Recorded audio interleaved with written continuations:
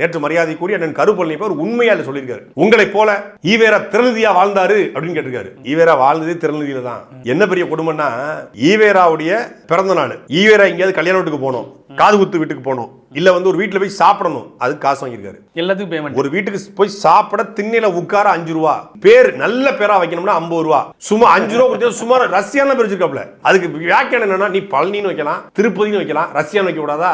பழனி திருப்பதிங்கிறது இறைவனுடைய பேர், சாமியோட பேரு. ரஷ்யாங்கிறது சாமி பேர் இல்லையே. பழனி திருப்பதினு சொல்லி ஒரு குலசாமி, ஒரு குலதெய்வ அடிப்படையில் சாமி பேர் வைக்கணும், பக்தி அடிப்படையில் வைக்கிறதும் ஊர் பேருன்னு வச்சாப்ல. பழனி திருப்பதி ஊர் பேர் வைக்கிற, அது மாதிரி நான் வந்து ரஷ்யான்னு வச்சுட்டு போறேன், சோவியத் ரஷ்யான்னு வச்சிருக்காப்ல. நிறைய பேருக்கு சுயமரியாதைன்னு பேரு, நிறைய பேருக்கு தன்மானம் பேர் வச்சிருக்காங்க.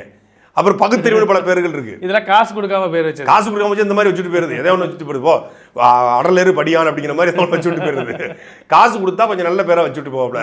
அது மாதிரியான நபர் தான் இவரை. அவர் வந்து தன் வாழ்நாள் முழுக்குமே பணம் வாங்கி கொண்டு தான் எல்லா வேலையும் செஞ்சிருக்காரு.